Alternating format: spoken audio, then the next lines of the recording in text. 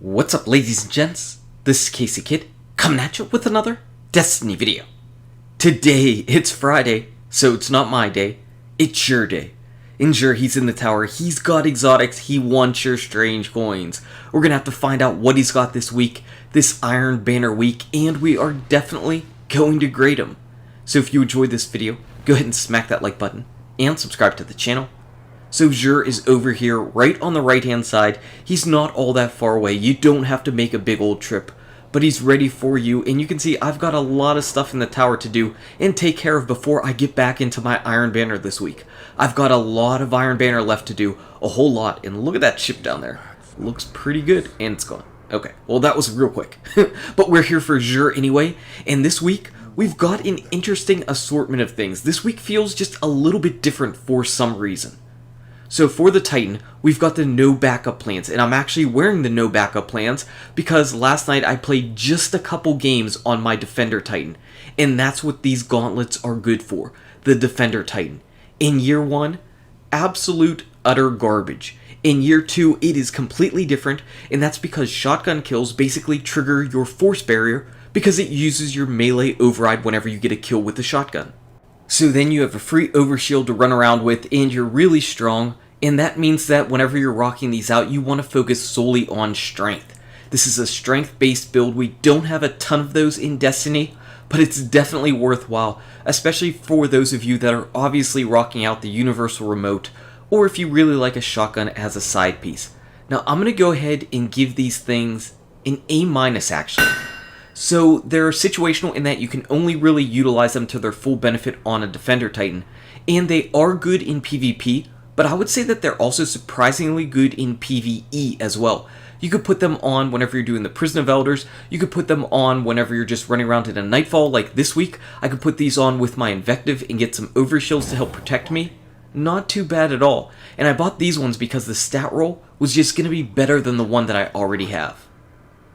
For the Hunter, we have the Radiant Dance Machines, and it feels like we have these a good amount of times from Xur, and my opinion really hasn't changed on them. You get to put some jello molds on your feet, and whenever you're aiming down the sights, you will move faster, so couple this with the Mida, and you can zip around the map. I'm not a big fan of these. For me, I'm going to go ahead and give these things a C-. I know there are some people that swear by them, but for me, it's just not there. I would rather wear another piece of Hunter exotic gear. I just feel like there are other pieces of Hunter gear that give you a better benefit or a more useful benefit, so that's why I rank these a little bit low. And finally, for our Warlock, we have the Impossible Machines, which are a piece of exotic gauntlet gear that's pretty much situated mainly for the Stormcaller, and you don't really have any of those other pieces of gear for the Stormcaller, so that kind of puts these into a class amongst themselves. Basically what it is you get Landfall for free, which means that you could put Landfall and Ionic Blink on your super, which is really strong. You might get some kills with Landfall and then be able to still blink around the map. So I like these, even though right now I'm not rocking them in the Iron Banner. I'm actually trying out the claws in it, but even though I'm trying out the claws, these things are going to get an A because they do transform your super into an extremely versatile weapon. Even though I'm not using them right now, these work much better with Transcendence than the claws do because the claws are kind of bugs. So if you like Transcendence and getting your health back, then you might as well put these on because they are going to suit you well. The Impossible Machines, one of the only piece of Stormcaller exclusive gear. Not too bad at all, and they do look pretty cool, and I do like that lightning going up and down the fist. It makes you know that you are definitely on a Stormcaller. Finally, we've got a weapon. We've got the Dragon's Breath. And the Dragon's Breath might be the most improved weapon from year 1 to year 2. I got this very early on in the Dark Below, was definitely one of the first or earliest people to get the Dragon's Breath, and I hated it. It was absolutely terrible and absolutely garbage, but in year 2 now, you basically make a pool and a lake of fire whenever you fire off this weapon. It is significantly better than it was in year 1. Significantly better, but at the same time they kind of nerfed it as well. It used to have tripod and its magazine was able to be 3. Now it's down to 1 where you have to reload constantly, and that's kind of a shame.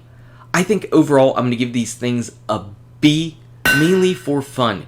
Even this week, you could probably use this in the Nightfall. We talked about using our grenades to create choke points in that Warsat area. Why not create a lake of fire? And maybe with surplus, you might be able to find some heavy ammo, or at least whenever you pick up your heavy ammo bricks, you'll get more heavy ammo out of it. So this gun's getting a B, like I said. It's more for fun and a nod to, hey, this thing has really improved from wherever it started, as opposed to it being this top S tier type weapon, which it's really not. It's a fun and solid weapon. It can work whenever you fight Baby Crota in the Court of Orcs. You can get him down to a knee by creating a lake of fire right under his feet, but it's not going to serve you well in all areas of the game. As far as the Legacy Ingrams, this week, maybe you might want to buy them if you're looking for your Red Death, if you're looking for your Universal Remote, if you're looking for your Last Word, if you're looking for your Thorn. You could buy those, but you're going to get a Year 1 version. But still, once you have a Year 1 version, you can then upgrade those to Year 2 in the kiosk for everything but the Thorn, which is still going to be Year 1 only. So whenever he sells those primary Legacy Ingrams, it kind of feels like a week that people might actually want to buy them. Most other times it's really not worthwhile, but I know a lot of people are looking for specific primary exotic weapons that are difficult to come by. So this could be an option. It's an expensive option. It's an expensive option, but it's at least an option. So that's sure this week. Anyway, guys and gals, thank you so much for watching. If you enjoyed this video, smack that like button and subscribe to the channel. Check out these awesome videos. Good luck with your raids, your drops, your Xur, and I'll see you around in Destiny. You're my backup plan.